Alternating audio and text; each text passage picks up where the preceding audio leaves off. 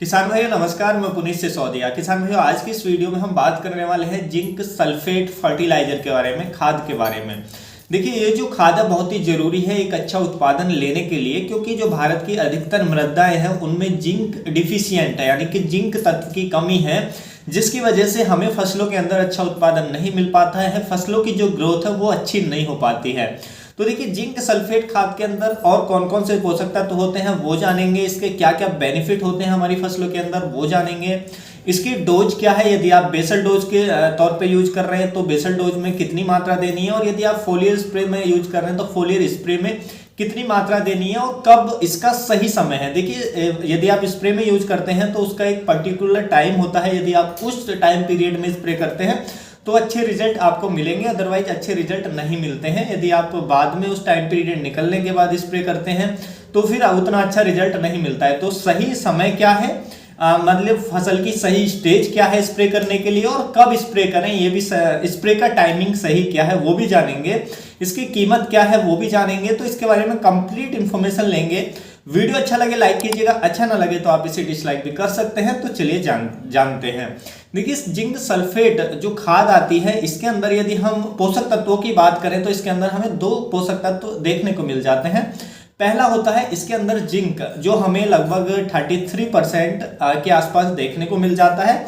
दूसरा इसके अंदर होता है सल्फर, जो हमें 15% के आसपास देखने को मिल जाता है। तो ये दो पोषक तत्व इसके अंदर मिल जाते हैं, जो जिंक सल्फेट मोनोहाइड्रेट के नाम से आता है। तो ये पोषक तत्व तो इतनी रेशो में इसके अंदर मिल जाते हैं।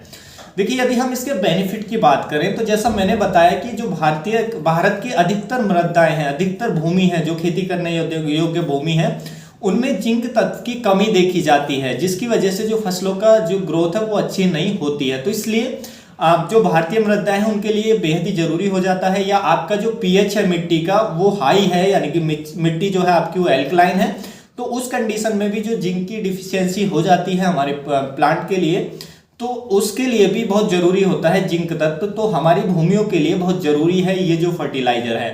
तो देखिए इसके क्या क्या बेनिफिट होते हैं। इसके दो बेनिफिट तो पहले यही हैं, आप समझ सकते हैं कि इससे जिंक की पूर्ति होती है और सल्फर की पूर्ति होती है। जिंक बहुत जरूरी है हमारे पौधे के लिए। देखिए जिंक की यदि कमी हो जाए तो पौधे की जो ग्रोथ है वो प्रॉपर नहीं हो पाती, यानी कि पौधे की जो इंटरनोड्स होती हैं, यानी कि एक पत्ती से दूसरी पत्ती की जो दूरी होती है उसके बीच को हम कहते हैं इंटरनोड। तो जो इंटरनोड है वो छोटी रहने लगती है, जिसकी वजह से जो पूरे प्लांट की जो हाइट है वो छोटी रह जाती है, पौधा हमारा छोटा रह जाता है, पत्तियों का जो विकास है, पत्तियां भी छोटी हो जाती हैं, उनका भी विकास प्रॉपर नहीं हो पाता है। तो जिसकी वजह से जो हमें यील्ड भी अच्छी नहीं देखने को मिलती है, फ्रूट का साइज भी अच्छा देखने को नहीं मिलता है, तो उत्पादन पे सीधा असर देखने को मिलता है। देखिए जिंक की कमी यदि हमारे पौधे पर हो जाए तो उसके सीधे जैसे सिम्टम्स मैंने बताए कि पौधा छोटा रह जाता है, पत्तियों की ग्रोथ छोटी रह जाती है, और आप देखेंगे कि पत्तियों में जो क्लोरोसिस भी होने लगती है, पत्तियां व्हाइटिश सी नजर आने लगती हैं। जब ज़्यादा डिफिशियंट हो जाती है तो पत्तियां व्हाइटिश होने लगती हैं, सफ़ेद कलर की भी आपको नज़र आने लगेंगी, और उसके साथ साथ पत्तियों में धारी नुमा जो क्लोरोटिक है वो होती है, यानी कि धारियों की तरह वो पीला पड़ना शुरू हो जाती है। तो समझ जाए जिंक की कमी है।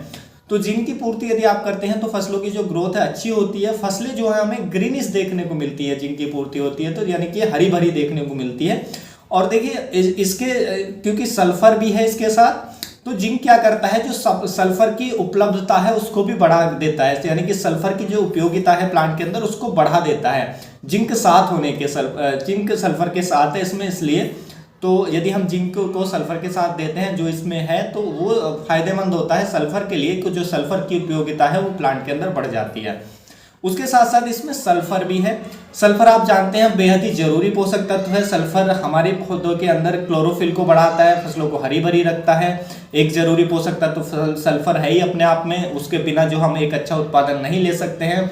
और स्पेशली विंटर के सीजन में, ठंड के मौसम में सल्फर के मैंने काफ़ी सारे वीडियो बनाए हैं कि वो कितना जरूरी हो जाता है फसलों को हीट प्रदान करने के लिए, फसलों को सर्दी से बचाने के लिए। तो इस वेदर में तो बहुत अच्छा काम करता है सल्फर। उसके साथ साथ जो तिलहनी फसलें होती हैं, हमारी तेल वर्गीय फसलें होती हैं, उनमें जो सल्फर होता है बेहद ही जरूरी होता है। उनमें यदि हम सल्फर ना दें तो जो उनमें तेल की मात्रा है वो कम बनती है। जैसे हमने अभी सरसों की फसल लगाई है या और भी कोई तिलहनी फसल लगाई है तो उसमें तेल का कंटेंट कम रह जाता है, जिससे दाने का साइज भी छोटा रह जाता है, तो यील्ड हमारी कम देखने को मिलती है। यदि हम सल्फर उसमें उचित मात्रा में डालते हैं तो बहुत ही अच्छा उत्पादन हमें देखने को मिलता है। तो तिलहनी फसलों के लिए बेहद जरूरी है। उसके साथ साथ और भी फसलों के लिए बेहद ही जरूरी है। जो हमारी वेजिटेबल क्रॉप है उनमें बहुत ही अच्छा काम करता है सल्फर। फसलों को हरा भरा रखता है, प्रोटीन निर्माण में सहायक होता है। सल्फर देने से जो नाइट्रोजन की उपयोगिता है पौधे में वो भी बढ़ जाती है, नाइट्रोजन अच्छे से पौधा ले पाता है।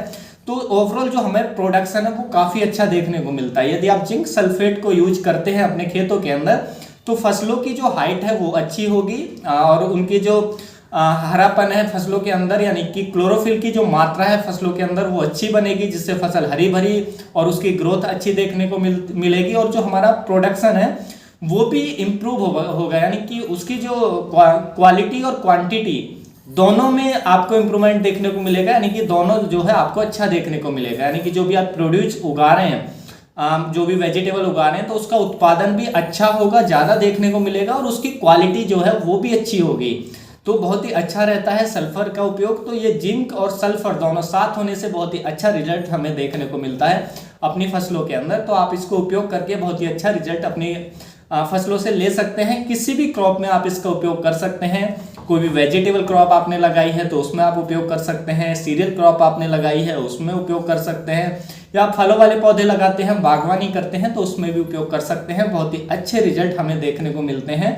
और यदि आपकी सॉइल के अंदर जिंक की कमी है तो आप इसको जरूर यूज करें, क्योंकि बिना जिंक की पूर्ति के हम एक अच्छा उत्पादन नहीं ले सकते हैं और फसलों की जो हाइट है वो प्रॉपर हम नहीं रख सकते हैं और जो फसलें हैं वो अच्छा जो उनका लाइफ साइकिल है वो पूरा नहीं कर पाएंगी।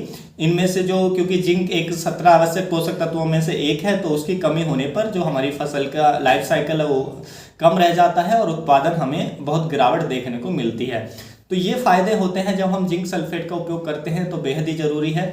जिंक सल्फेट आप बेसल डोज में दे सकते हैं और स्प्रे में भी यूज कर सकते हैं। बेसल डोज जब भी आप किसी भी फसल की बुवाई करते हैं तो बेड प्रिपरेशन करते समय बेडों में डाल सकते हैं, पूरे खेत में भी आप मिक्स कर सकते हैं। सबसे अच्छा रहेगा कि आप बेडों में डालें तो उसमें कम मात्रा यूज होगी। और यदि आप पूरे खेत में यूज कर रहे हैं, पूरे खेत में डाल रहे हैं, तो उसमें लगभग आपको 8 से 10 किलोग्राम पर एकड़ के हिसाब से बिखेर देना चाहिए जो जिंक सल्फेट है वो डाल करके और बेड बना करके उसके बाद प्लांटिंग या बुवाई आप कर सकते हैं। तो इससे आपको बहुत ही अच्छे रिजल्ट देखने को मिलेंगे।